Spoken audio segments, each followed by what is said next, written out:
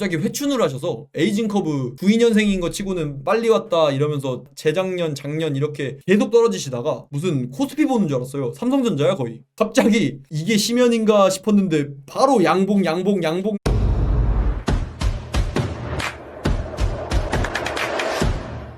이 양반들 어떻게 하냐 진짜로. 일단 관련된 이야기 하기 전에 여러분은 어떻게 생각하십니까? 카세미르 먼저. 1번이 바지가랑이 붙잡아보자 vs 2번이 쿨하게 보내자.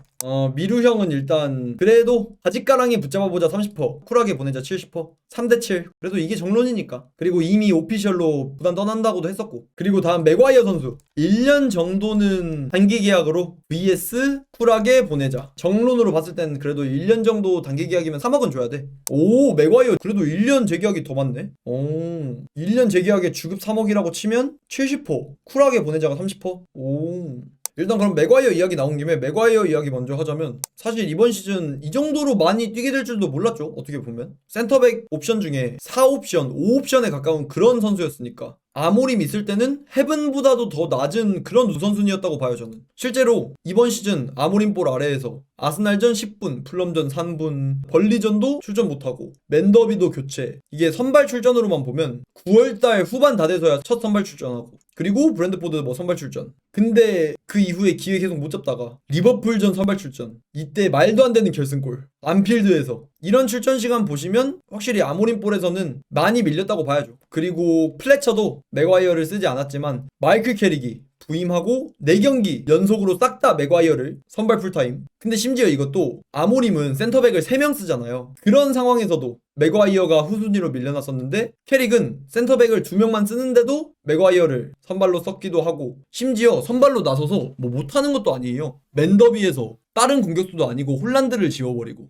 아스날전에서도 제주스 요케레스 누구든 싹 다 지워버리고, 풀럼전도 후방에서 단단하게 받쳐주고, 토트넘전도 솔랑케가 뭐 어디 갔는지도 모르쇼. 뭐 경기장에 있었어? 그 정도로 극강의 폼을 맥과이어가 보여주다 보니까 최근 폼 봤을 땐 떡벽 수비의 대명사처럼 프리미어리그에서 여겨지기도 하죠. 갑자기 개인 폼 찾으면서. 그리고 또 특히 이제 맥과이어가 이렇게 폼 좋아질 수 있었던 이유가 수비 조직력 관련해가지고 홀랜드 코치의 역량도 있을 거고, 그런 수비 전술 잡아준 것도 있을 거고, 그리고 아마드 같은 그런 윙어 자원들의 수비 가담이 수비 조직력 강화에 도움도 됐을 거고, 그러면서 맥과이어의 뒷공간 리스크도 약간 줄어든 모습이죠. 보통 이제 맥과이어가 선발로 나오는 그런 경기들에서는 맥과이어 뒷공간 리스크, 광활한 뒷공간 커버를 못하면서 발생하는 그런 아쉬움들이 한 경기에 2번 정도는 항상 나왔던 것 같은데, 이 4경기에서는 정말 안정적입니다. 근데 이제 또 생각해봐야 되는 게, 이 친구 더리우트는 팔 수도 없죠. 이 친구가 일단 센터백 옵션에 있다는 것도 약간 변수긴 하죠. 과연 더리우트가 부상에서 돌아왔을 때 그 전에 괜찮았던 개인폼 바로 찾을 수 있을 것인가, 그리고 또 레귤러하게 또 띄워줄 수 있는 그런 자원으로 캐릭 아래에서 급부상한다면 맥과이어는 또 어떻게 될 것인가,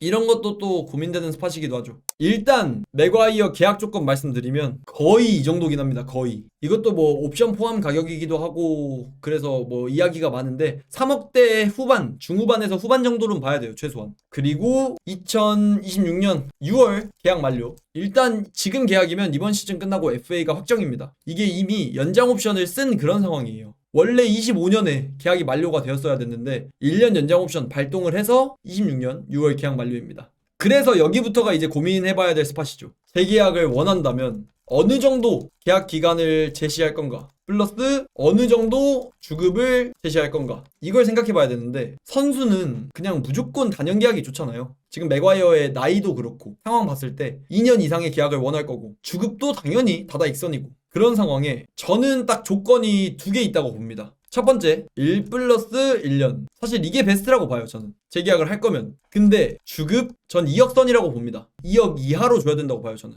딱 이 정도. 3억 주기도 빡센 게, 여러분 에반스랑 비교하시는 경우 많던데, 에반스도 단기 계약으로 와서 맨유에서 꽤 잘 뛰어주셨지 않냐, 맥과이어도 딱 뎁스 자원으로 단기 계약 이렇게 하면 되지 않냐 말씀하시는 분들 계신데, 에반스는 주급이 1억이었어요. 1억. 맥과이어 이렇게 주급 깎는다고 해도 이거의 반값이었어요.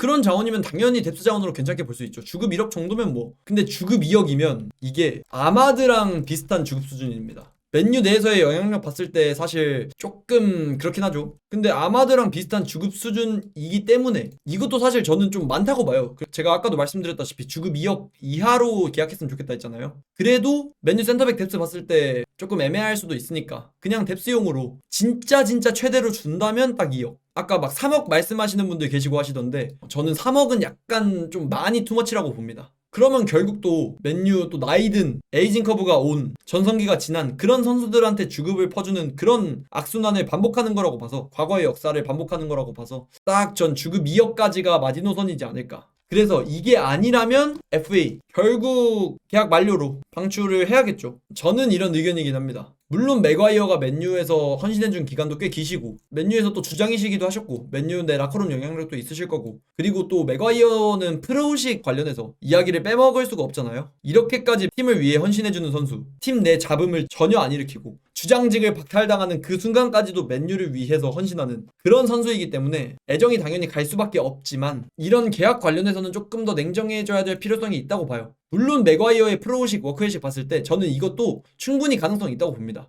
이 정도 수준이면 주급 거의 반값을 삭감하고 남는 건데 맥과이어 선수 스타일 봤을 때 저는 가능성이 있다고 봐요. 이렇게 남을 수도 있다고 봅니다. 하지만 만약에 협상이 좀 잘 안 풀린다면 전 보내야 된다고 보는 주의예요. 지금 맨유 센터백 뎁스 봤을 때 리차 어차피 못 파니까 다음 시즌 계속해서 함께 간다고 치고 더리우트 또 당연히 함께 가야죠. 지난 시즌 왔기도 하고 사는 팀도 없을 거고 원금에서 절대 못하고 부상이 많아서 요즘 미운털이 바뀐 건 알겠는데 그래도 폼 되찾았을 때 괜찮은 모습 항상 레귤러하게 저점이 높은 모습 항상 보여주기도 했고 그리고 여기에 요로 이 양반도 지금 많이 문제긴 한데 결국 써야 돼요. 이정료도 말도 안 되고 주급도 2억이라서 05년생 나이에 주급 2억 이정료도 1000억이 넘어가는 그런 선수라 울며 겨자 먹기로라도 어떻게든 살려야 됩니다. 요로는. 그래서 요로도 주전주로 써야 되고 당연히 여기에 아무리 말해서 괜찮은 모습 보여줬던 헤븐 이 정도 뎁스 지금 갖춰져 있기 때문에 막 급한 포지션까지는 절대 아니라고 봐요. 저는 이 정도 뎁스 상황에서 그래도 4명 정도 레귤러한 자원 갖춰져 있는데 이런 상황에 맥과이어한테 급하게 막 주급 3억까지 박으면서 단기 계약을 제시해야 되냐? 전 이건 아니라 보거든요.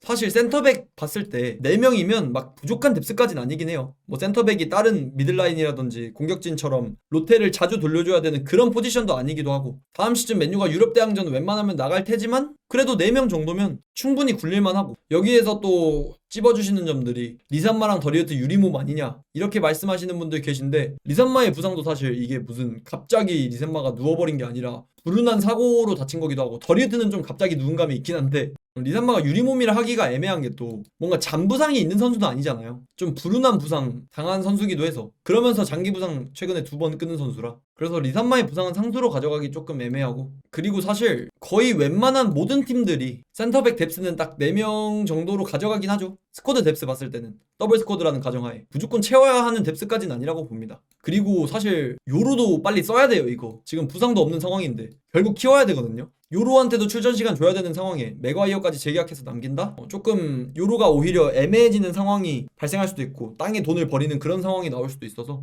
맥과이어는 딱 이 2가지 케이스로 정리하면 되지 않을까 싶어요.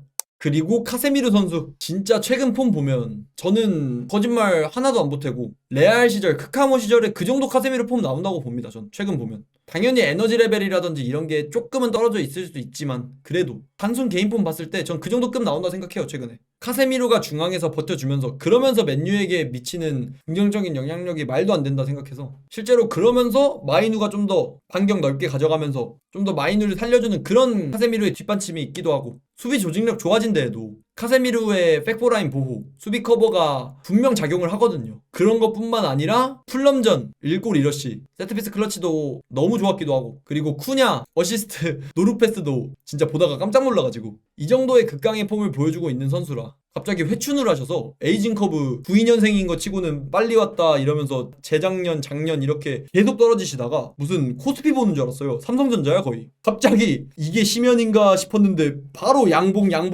해가지고 거의 탑급을 찍고 있는데 근데 이제 결국은 카세미르 선수가 이번 시즌 끝으로 맨유 떠나는 게 이미 한 3주 전부터 확실해졌었잖아요.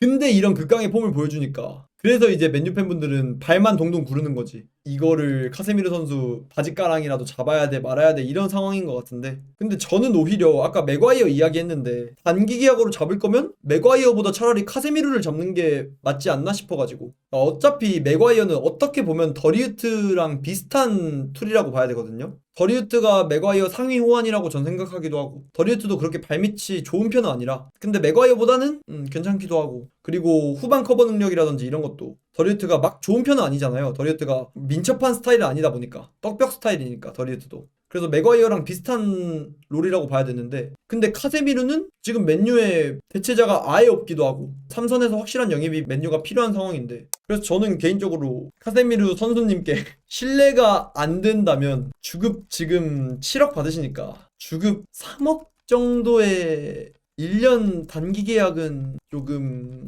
무리한가. 많이 무리하겠죠?